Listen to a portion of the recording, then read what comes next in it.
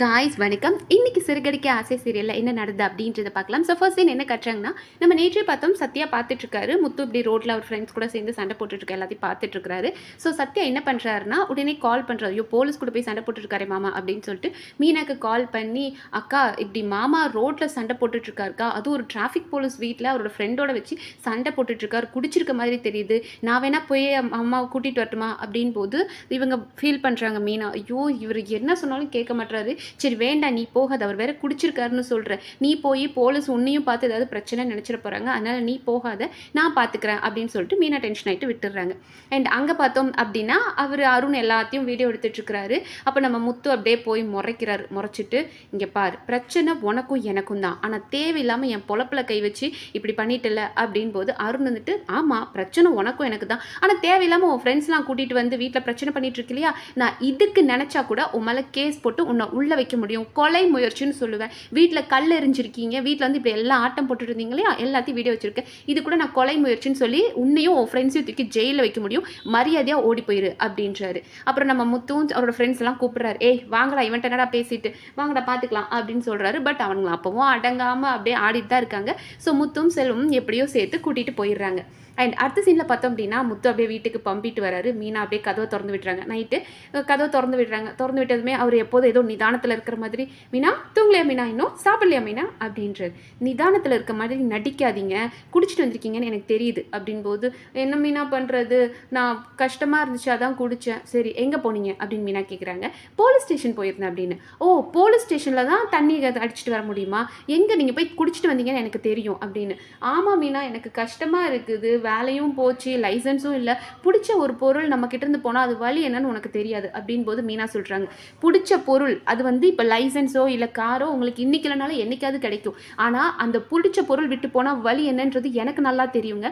எங்கள் அப்பா இறந்து போனாங்க, எங்கள் அம்மா நான் சீதா நாங்கள் 3 பொம்பளைங்க மட்டும்தான் இருக்கோம், ஒன்று விவரமே எதுவுமே தெரியாது என் தம்பி, இந்த நான் 3 பொண்ணுங்களும் இருந்துட்டு நாங்கள் என்ன பண்ண முடியும்னு நினச்சிங்க, நாங்களும் எங்களுக்கு வருத்தமாக இருக்குன்னு டெய்லி போய் குடிச்சிட்டு வந்தோமா, அந்த கவலையை நினச்சி கிடையாது, வாழ்ந்து காட்டணும்னு போராடணுமே தவிர இப்படி குடிச்சிட்டு வர்றதுக்கு நீங்கள் ஏதாவது ரீசன் சொல்லுவீங்க, நான் போய் மாமாட்ட சொல்கிறேன் அப்படின்ட்டு போகிறாங்க. உடனே முத்து, ஐயோ வேண்டாம் வேண்டாம் பண்ணிடாத, அப்பாட்ட மட்டும் சொல்லிடாத, ஆல்ரெடி லைசன்ஸ் போயிடுச்சுன்னு அப்பா வருத்தப்பட்டு இருக்காங்க, இது சொன்னால் அப்பா ரொம்ப ஃபீல் பண்ணுவாங்க தெரியுதுல, கஷ்டப்படுவாங்கன்னு தெரியுதுல, அப்புறம் ஏங்க இப்படி பண்ணீங்க, சரி மனசு சரியில்லை குடிச்சிங்க, அவன் வீட்டில் போய் எதுக்குங்க பிரச்சனை பண்ணீங்க அப்படின் போது, நீ என்ன நேரில் பார்த்த மாதிரியே சொல்லிட்டு இருக்கிற, உனக்கு எப்படி தெரியும் கேமரா தான் வச்சுன்னு, ஆமாம் உங்களை தான் எல்லாரும் ரோட்லேயே பார்த்துருக்காங்களே, அவர் வீட்டில் போய் கல்லை விட்டு எரிஞ்சிருக்கீங்க, பிரச்சனை பண்ணியிருந்திருக்கீங்க, ஏங்க இதெல்லாம் பண்ணிட்டு இருக்கீங்க, ஆல்ரெடி இன்ஸ்பெக்டர் நம்மகிட்ட என்ன சொன்னார், நீ கொஞ்ச நேரம் அமைதியாக இரு, நான் ஏதாவது பார்த்து செஞ்சு தரேன்னு சொன்னார், ஆனால் நீங்கள் இப்போ போய் தேவையில்லாமல் மறுபடியும் அவன் வீட்டில் போய் பிரச்சனை பண்ணீங்க அப்படின்னா நமக்கு எப்படி லைசன்ஸ் கிடைக்கும், அந்த டிராஃபிக் போலீஸோட கோபம் இன்னும் ஜாஸ்தியாக தானே இருக்கும் அப்படின் போது முத்து சொல்கிறார்.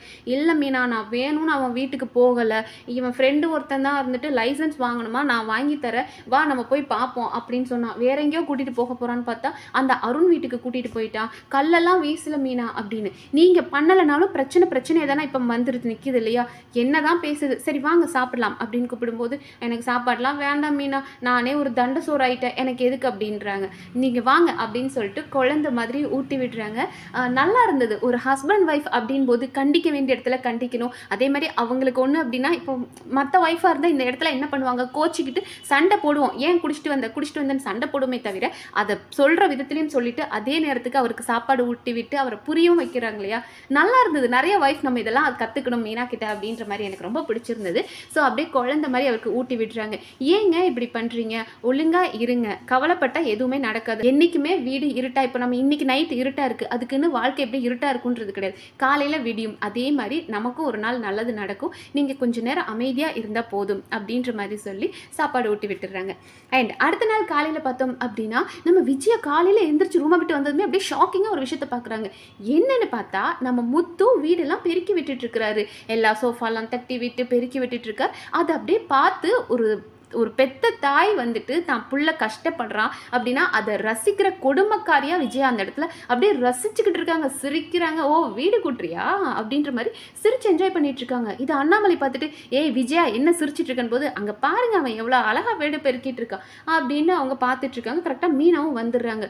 வந்துட்டு ஏங்க என்னங்க நீங்கள் எதுக்குங்க இதெல்லாம் பண்ணிட்டு இருக்கீங்க அப்படின் போது, இதில் என்ன மீனா இருக்குது, இப்போது ஒரு புருஷன் இருக்கான், அவன் வேலைக்கு போனால் பொண்டாட்டி எல்லா வேலையும் செய்கிறா இல்லையா, அந்த மாதிரி இப்போ எனக்கு வேலை இல்லை, நான் சும்மா தான் இருக்க, நீ பூ கட்டணும், உனக்கு வேலை இருக்கும், அதனால நீ வெளியே இருக்க வேலையெல்லாம் பாரு, வீட்டில் இருக்க வேலையெல்லாம் நான் செய்கிறேன் அப்படின்னு சொல்லிட்டு அவர் மறுபடியும் பெருக்கிட்டு இருக்கு. அடுத்ததான் நான் போய் துணி துவைக்க போகிறேன், உன் துணி இருந்தால் ஏதாவது கொடு அப்படின்னு சொல்லி அவர் கொஞ்சமாவது யோசிக்க மாட்டீங்களா? அங்கே ஆல்ரெடி உங்கள் அம்மாகாரி பிரித்து என்ஜாய் பண்ணிட்டு இருக்கா. இதில் நீங்கள் இப்படி சொல்லுதும் அவங்க மீனா நீ இதைத்தானே ஆசைப்பட்ட, அவன் எல்லா வேலையும் செய்யணும்னு ஆசைப்பட்டு அதை சூப்பராக செய்கிறான் பாரு, அப்படியே உங்கள் ரூமெல்லாம் பெருக்கி முடிச்சுட்டு எங்கள் ரூமையும் பெருக்குவாங்க அப்படின்ற மாதிரி விஜயா கேட்டதுமே நம்ம மீனாக்கு செம்ம டென்ஷன் ஆயிடுச்சு. அப்படியே கண்ணெல்லாம் கலங்கி போய் ஏங்க குட்டுக்க போறீங்களா இல்லையா அப்படின்னு சொல்லிட்டு அந்த தொட்டப்பத்தை வாங்கி தூக்கி வீசுறாங்க.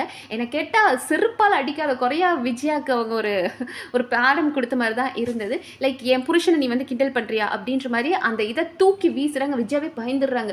பயந்துட்டு என்னவு அப்படின்ற மாதிரி பார்க்குறாங்க. அண்ட் முத்து கேட்குறது எதுக்கு நீ இவ்வளோ கோவப்படுற அப்படின் போது அப்புறம் என் கோபத்தை நான் எப்படி தான் காட்டுறது, நீங்கள் இந்த வேலையெல்லாம் ஒன்றும் செய்ய வேண்டாம் அப்படின்னு சொல்லிட்டு அவரை கிச்சனுக்கு இழுத்துட்டு போயிடுறாங்க. அப்புறம் விஜயா சொல்கிறாங்க எங்க அவளுக்கு திமிர பார்த்தீங்களா, அவள் என்னதான் இன்டெரக்டாக பேசிட்டு போறா அப்படின் போது ஆமாம் அவனை பேசினாலும் தப்பு கிடையாது. அண்ணாமலை சொல்கிறாரு உன் புள்ள கஷ்டப்பட்டுட்டு இருக்கான், வேலை போயிருச்சு, இன்னைக்கு இப்படி பண்ணிட்டு இருக்கான் அப்படின்னா நீ அதை பார்த்து வருத்தப்படணும், இல்லை அவனுக்கு ஆறுதலாக நிற்கணும். ஆறுதலாக இல்லைனாலும் பரவாயில்ல, அவனை குத்தி காமிக்காமல் பேசணும், குத்தி காமிச்சு பேசாமல் இருக்கணும். ஆனால் நீ பண்ணுறது எப்படி இருக்கு பாரு அப்படின் போது ஆமாம் நீங்கள் எப்போ தான் அவளுக்கு சப்போர்ட் பண்ணுவீங்க அப்படின்ட்டு விஜயா போயிடுறாங்க.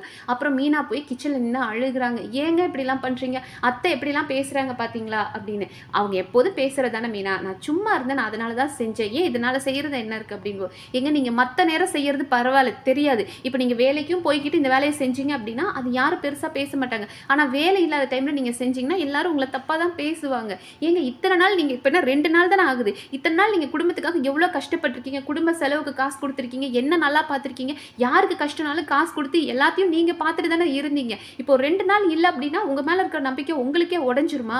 லைசன்ஸ் கிடைக்கிற வழியை மட்டும் தான் நம்ம பார்க்கணும், என்ன பண்ணலாம் எது பண்ணலாம் அப்படின்றத விட்டுட்டு நீங்கள் இப்படிலாம் நின்று வேலை செஞ்சுட்டு இருக்காதீங்க. இங்கே பாருங்க ஆம்பளைங்க வேலை செய்கிறது தப்புன்னு நான் சொல்ல வரல, ஆனால் இந்த மாதிரி நேரத்தில் நீங்கள் செஞ்சீங்கன்னா ஏதோ உங்களுக்கே உங்கள் மேலே நம்பிக்கை இல்லாத மாதிரி, இதுக்கு மேலே நமக்கு வேறு எந்த வேலையும் இல்லை இதுதான் அப்படின்ற மாதிரி ஆயிடும். அதெல்லாம் இல்லைங்க, உங்களால் கண்டிப்பாக முடியும், நம்ம ட்ரை பண்ணுவோம் அப்படின்ற மாதிரி பேசிகிட்டு இருக்காங்க. அந்த நேரம் கரெக்டாக மீனா வந்து ஒரு போலீஸ்காரங்க வீட்டில் வந்து பூ கொடுப்பாங்க இல்லையா, அந்த போலீஸ்காரோட ஒய்ஃப் கால் பண்ணுறாங்க. ஏங்க அந்த போலீஸ் அம்மா தாங்க கால் பண்ணுறாங்க அப்படின்னு இவங்க ஹாப்பியாக ஃபோன் எடுக்கிறாங்க. அப்போ அவங்க சொல்கிறாங்க உன் புருஷ விஷயமா தான் பேசணும், கொஞ்சம் வீட்டுக்கு வாமா அப்படின்னு கூப்பிடுறாங்க. மீனாவும் சரி நான் அவரை கூட்டிகிட்டு வரும்போது இல்லை அவரெல்லாம் வேண்டாம் நீ மட்டும் வாமா அப்படின்னு கூப்பிடுறாரு. ஸோ இதுலேயே புரியுது பிரச்சனை வேற லெவலில் போயிடுச்சு, அருண் போட்டு கொடுத்துருப்பாரு. ஸோ டெஃபினட்டாக போலீஸ் திட்டுறதுக்கு தான் மீனாவை கூப்பிட்றாரு. அவன் ஒரு குடிகாரன், அவனுக்காக நீ சப்போர்ட் பண்ணாத மாதிரி திட்ட போறாரு. ஏன்னா அந்த அம்மா பேசுறதுலே தெரியுது அவனெல்லாம் கூட்டிகிட்டு வராது நீ வா அப்படின்னு. ஸோ மீனா சொல்கிறாங்க ஏங்க பார்த்தீங்களா அந்த அம்மா ஃபோன் பண்ணிட்டாங்க, ஸோ இன்ஸ்பெக்டர் ஏதோ நம்மளை சொல்கிறதுக்கு தான் கூப்பிட்டுருக்காரு, என்ன மட்டும் தான் வர சொன்னாங்க, நான் போயிட்டு வரேங்க அப்படின்னு சொல்லிட்டு சந்தோஷமாக மீனா கிளம்புறாங்க.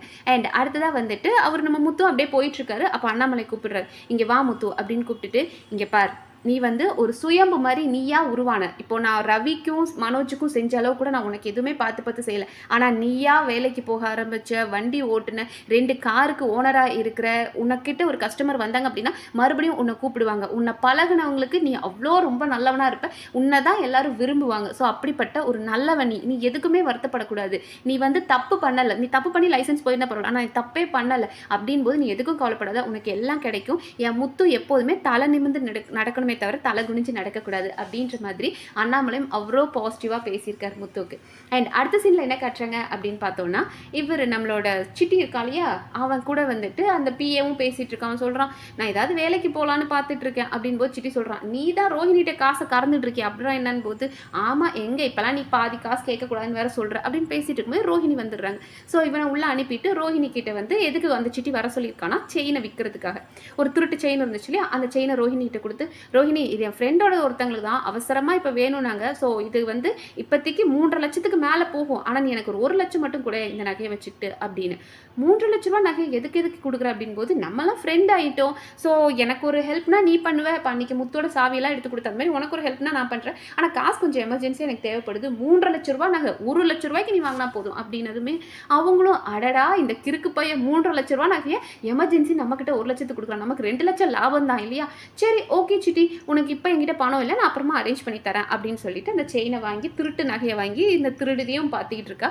அதோட இன்னைக்கு எபிசோட் முடிச்சிட்டாங்க. ஸோ பார்ப்போம் நாளைக்கு எபிசோடில் வேறு என்னென்ன இன்ட்ரெஸ்டிங்காக நடக்குது நம்ம அடுத்த வீடியோவில் பார்க்கலாம். நன்றி.